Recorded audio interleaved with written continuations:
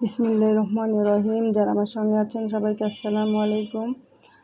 আজকের পুডিংটা কিন্তু খুবই ভালো হয়েছে, যেটা আমরা খাওয়ার পর বুঝতে পেরেছি। আসলে না খাইয়ে শুধু তো দেখলে বোঝা যায় না, কারণ দুধ দিয়েছি, সাথে আবার এই যে কনডেন্স মিল্ক, গুঁড়া দুধ এগুলো দিয়েছে, যার কারণে টেস্টটা অনেক বেশি হয়েছে। আর আগের দিনে ক্যারামেলটা একটু লাল হয়ে গিয়েছিল, তো আজকে একটু সাবধানের সঙ্গে ক্যারামেলটা করেছি। আজকেরটা ভালো হয়েছে, দেখতেই পারবেন যে কতটা পারফেক্ট হয়েছে। আর দেখতে যতটা ভালো, খেতে কিন্তু আরও বেশি ভালো হয়েছে। আর আমার মেয়েদের খুবই পছন্দ এই পুডিং। তো ওর আব্বু যখন বেঁচে ছিলেন তখন আমার বড় মেয়ে প্রথম পুডিং তৈরি করে, তো ওর আব্বুর খুব পছন্দ হয়েছিল। আর পুডিংটা ফ্রিজে রাখার পর খেলে তো অনেক মজা লাগে।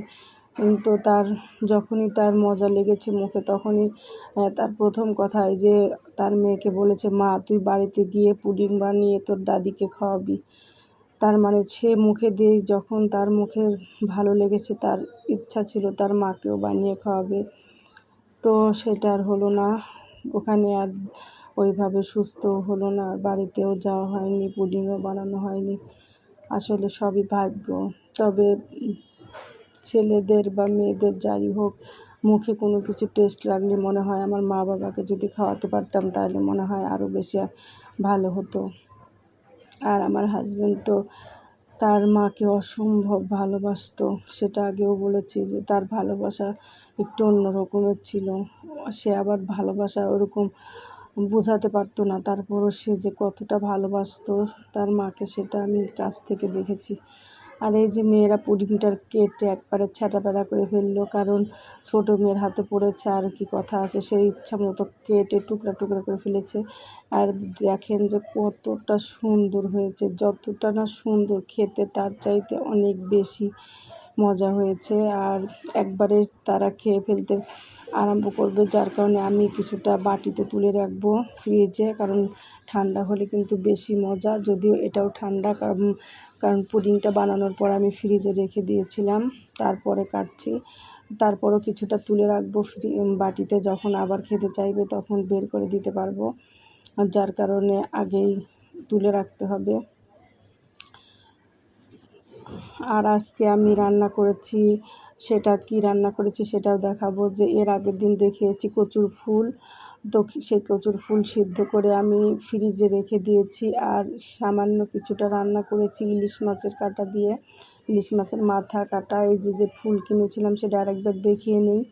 এইটা কিন্তু সুন্দর করে কেটে, ওই যে মাছের ফুলটা ফেলে দিয়েছিলাম, তারপরে সুন্দর কেটে ধুয়ে সিদ্ধ করে, তো অল্প কিছুটা রান্না করেছি, অনেকটা কিন্তু হয়েছে। প্রথমবার তো সব ফেলে দিয়েছিলাম।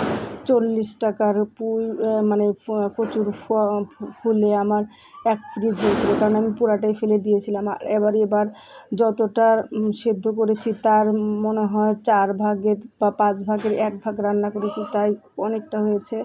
তো এবার আসলে পুষিয়ে গেছে, এবার আর লস হয়নি। আর এতে আমি ইলিশ মাছের মাথা কানটা এগুলো একটু ভেজে দিয়েছি, আর সাথে পেঁয়াজ রসুন কালো জিরা দিয়ে এত মজা হয়েছে। আর বেশ কড়াইটার সঙ্গে দেখেন তেল নাড়ু নাড়ু হয়ে গেছে, আর এটা খেতে খুবই মজা হয়েছে। তবে চিংড়ি মাছ দিয়ে করলেও অনেক মজা লাগে, এরপরে একদিন চিংড়ি মাছ দিয়ে করাবো রান্না। আর এই যে ইলিশ মাছ জাল দেওয়া, যেটা আমার খুবই পছন্দের খাবার, তো এইটা আমি আর আমার বড় মেয়ে খাই, তো আমার পিস আমি খেয়েছি আর বড় মেয়েরটা রয়ে গেছে।